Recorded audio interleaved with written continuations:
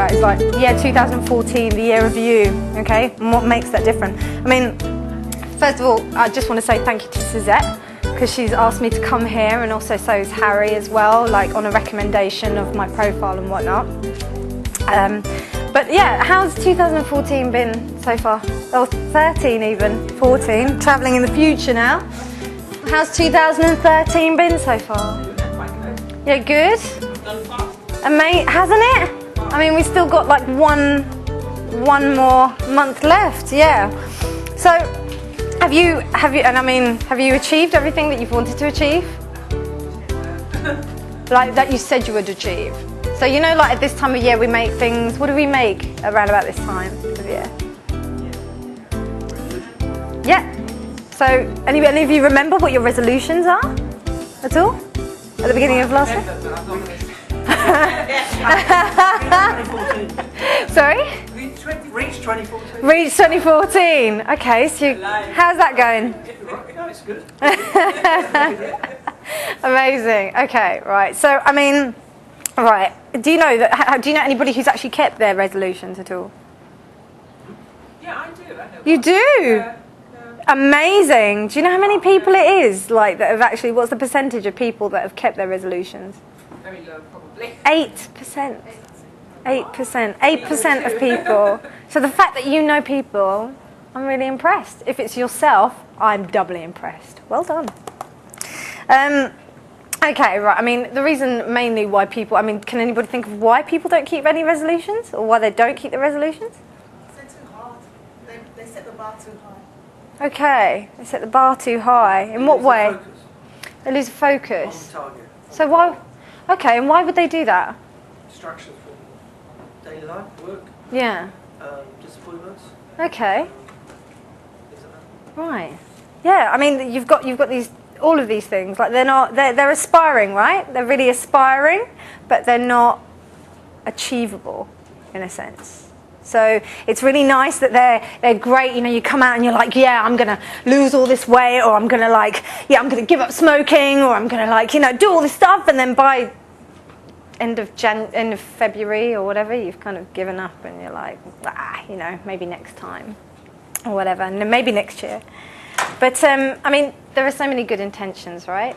Good intentions when you're setting these goals, and that's always something to kind of hold on to.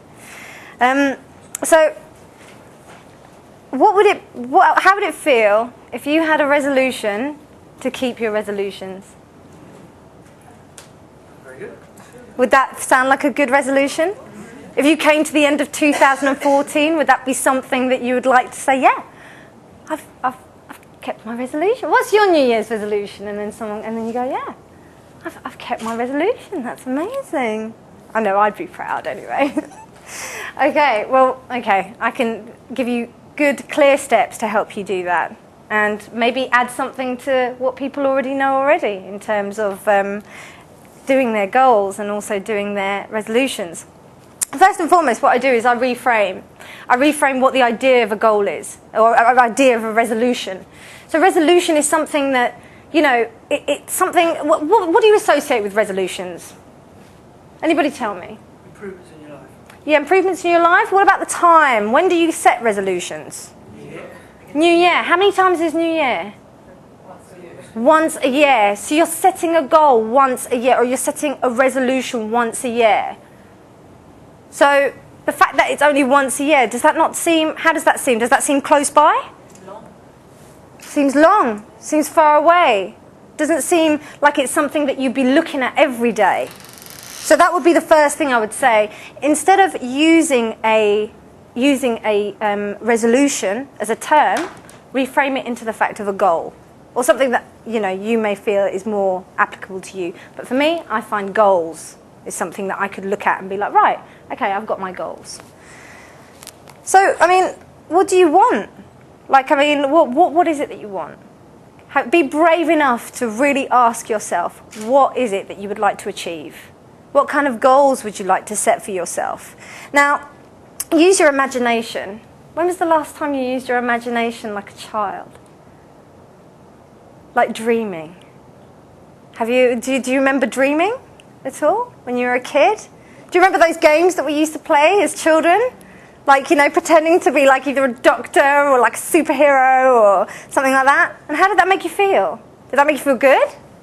I know it made me feel excellent, I just felt amazing and absolutely like I was an absolute superhero, And even though I wasn't a superhero, I found myself taking on the posture, the stance, and exuding something that may be quite strong.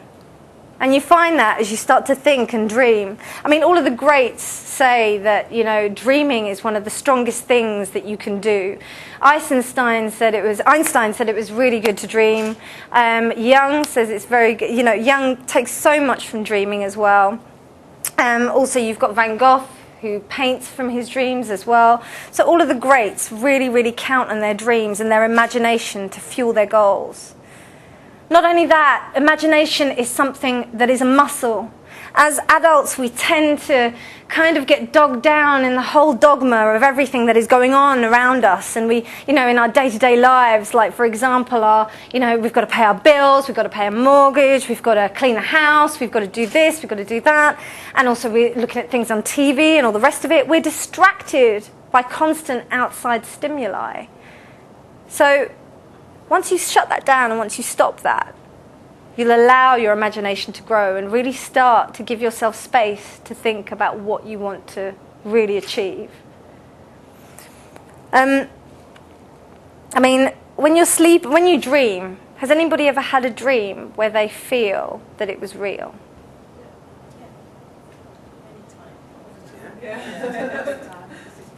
Okay. That's proof. That's proof. You mean not real? You mean real as in you think it's something that could happen to you? Or do you mean real in the sense that if it was a very frightening dream in the situation, it was so real to you that you imagine it actually happening? Exactly that. Exactly that. You encapsulated it perfectly there.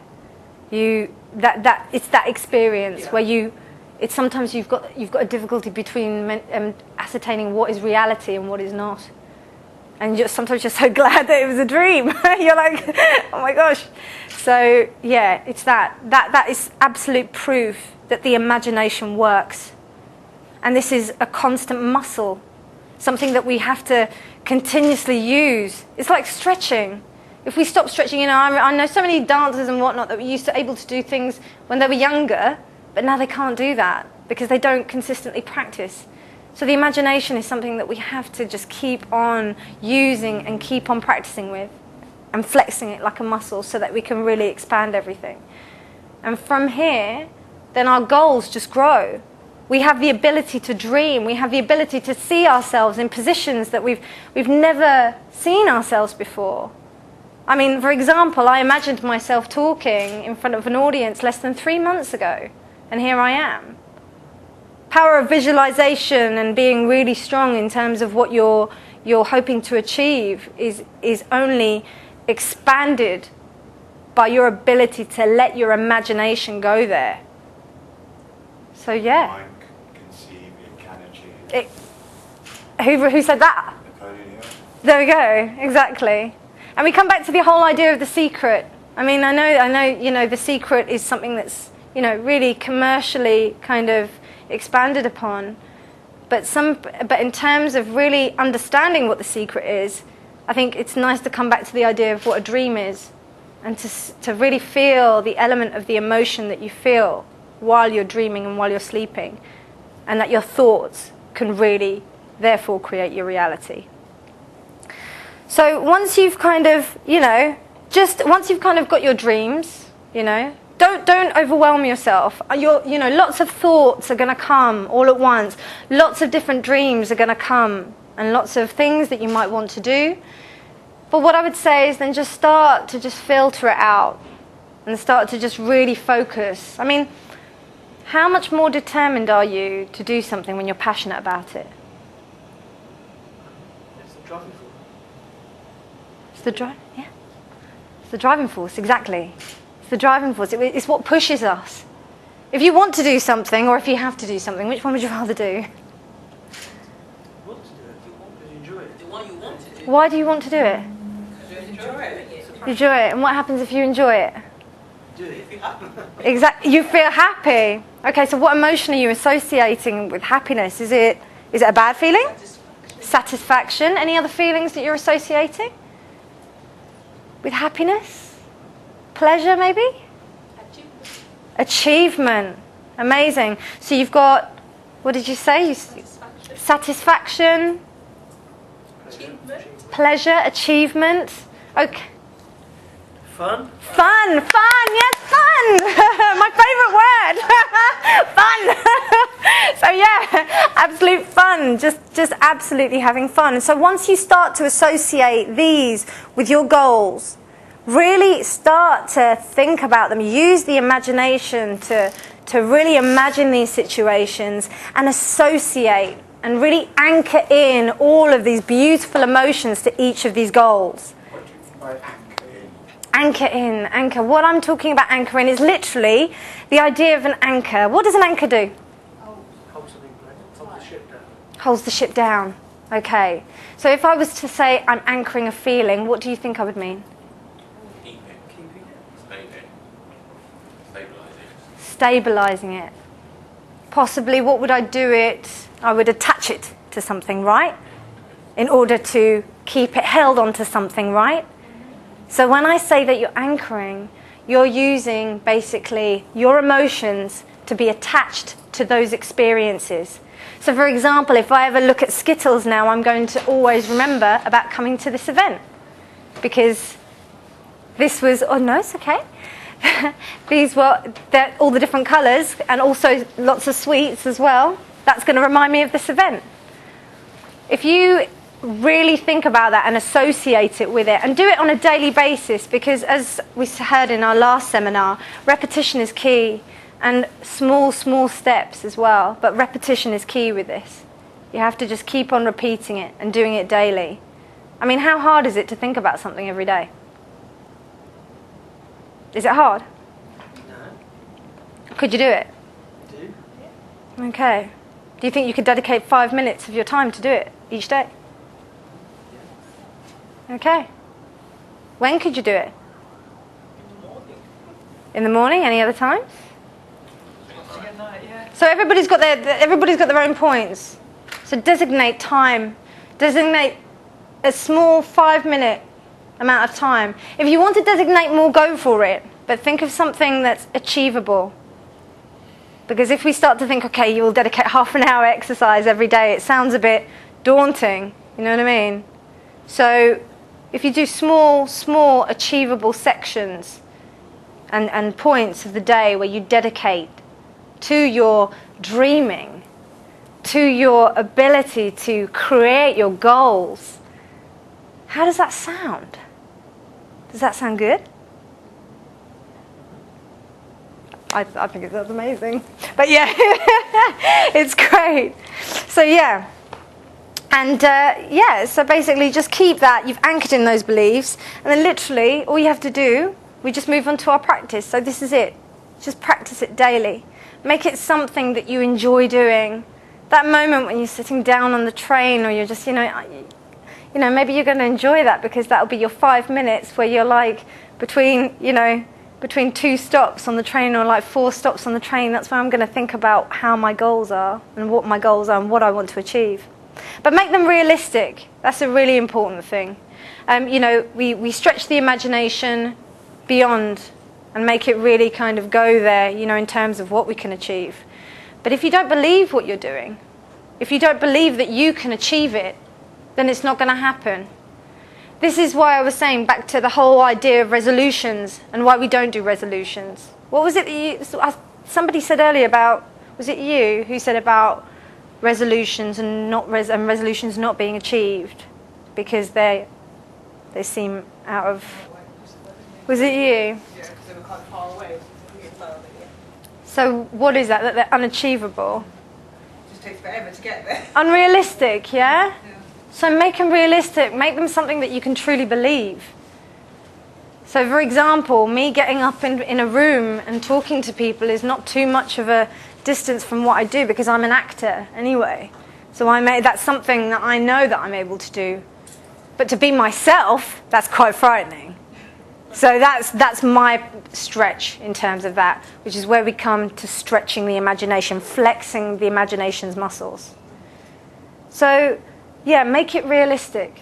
Really do make it realistic. See yourself doing this thing. And once you do, then you can really, really see it as a goal and move towards it. So I was saying, you say make it realistic, not in the sense of realistic to your situation, but believing whatever you're thinking of. So Exactly. you can make it realistic in the sense of, I only have £10 in my pocket, so I'm only going to dream this big. Or you can think, actually, I want a big thing, so I need to believe that I can get it. Exactly. So you may have £10 now in your pocket, but that doesn't mean that you're going to have £10 in your pocket like 10 months down the line. Changing the dream as opposed to the Exactly. situation. Yeah, not dreaming within your limitations, but dreaming in the fact that you honestly believe yourself and that you don't know how you're going to get there. And I wouldn't think about how I'm going to get there too often. I wouldn't think about how it's going to get there. But I would just think, right, I want to be at this particular level, and that's where I want to go. So I'm going to go there. I don't know how, but it's going to come to that. And that's how things manifest. So many things have happened that to me in my life. I don't know if there's been any examples. Has there been any examples? Can anybody tell me any time where they've thought of something and then it's come true? Me, I'll tell you. I was thinking, I need to have a really big profile. How's this going to happen? Who am I going to do? And then all of a sudden, somebody said to me, oh, we're running an event. Here I am sat down there in an event. It's going to fulfill some of the dreams that I thought were good. And it's happened. Maybe it's, like you say, the law of attraction, the secret, or I believed in it, or I thought for it, I sent for it, and it came true. That's it, exactly. In terms of a belief, even if it's something like as simple as going to the shops. I know I'm going to go to Asda's and I'm going to go and buy myself, I'm going to go and buy myself some organic milk if they've got it in there, but if they haven't, never mind, it's all right. But I'm going to do that. But then it happens. I know it sounds quite simple, but just something as simple as that. And also even, like say with this, with talking to people. And also coaching. I never imagined myself coaching, but then now it's just grown into something that's amazing. And when you think about things that you do, like in terms of each of your own lives, do you think that you'd be here now? So yeah, just all I would say is just keep on with that. Make that goal really, really, so set your goals really clearly. Be really clear about them, and then make them realistic to you. But expand your imagination within that. If you dream that you can take over the world, then yeah, why not? But maybe you can take over your world. So it's not in maybe a context, but then you bring it down within a reality that will be applicable to you. So you're thinking within your circle of influence, and then that just grows and grows and grows. So you've got that. And then also practice, be consistent. This is small steps, really small steps. You can't expect to make a huge change in such a short period of time. And also, has there ever been a time where you've had loads of change, like everything's changed all at once? And have you liked it? Yes and no. Yeah. Would you like to expand? Okay. I lived with somebody in Sweden, and that all went completely wrong, and so I had to leave that situation and come back to the UK. So I was greatly relieved, and I was happy because I was out of that situation. But it was a tremendous emotional stress because of the collapse of that relationship. So although I couldn't stay in it, I had to get out. But when I got out of it, I was obviously that was great. I mean, I could now move on and do my own things and live my own life. But it meant that I left behind the things that were negative, but also some of the things that were positive. It was good and bad. It had good and bad in both. And now I can look back on it, and I can remember the good things. Was it sudden? It was very sudden. Okay. Yeah. But it was, I had to do it. At the time, were you happy about it? No, not at all. there. So that's what I'm trying to hit upon. So basically, at that time, at that particular, obviously, after the time happens, after that, we understand. You know, we've gone through the changes, we learn and we grow from it. But when it immediately happens, you're like, oh my gosh, whoa, this is slightly overwhelming. You know, like, what am I going to do here?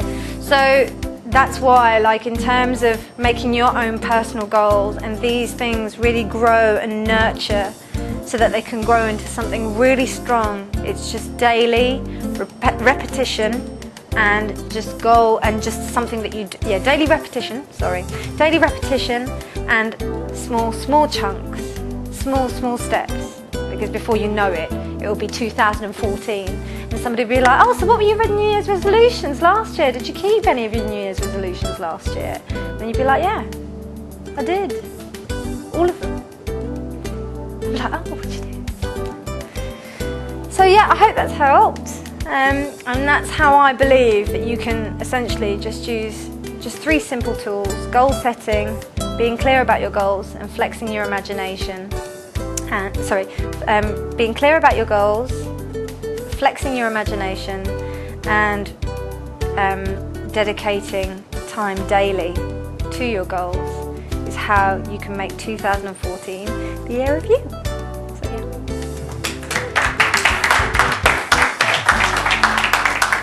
Thanks, guys. Thank you for listening. No worries. Thank you for listening.